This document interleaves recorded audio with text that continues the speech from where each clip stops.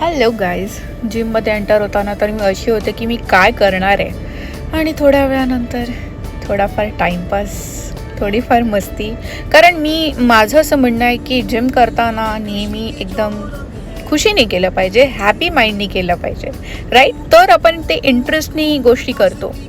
इकडे actually जिमचे videos मी हल्ली जास्त टाकते, कारण मी ठरवले मी रोज डेली बेसिस रेग्युलर आता जिमला जाणार आहे. मला जिम अजिबात मिस करायचं नाही आहे, कारण प्रत्येकाच्या लाईफमध्ये काही ना काही गोष्टी असतात. सो डेफिनेटली माझ्या पण लाईफमध्ये काही ना काही हेल्थ वाईज गोष्टी आहेत.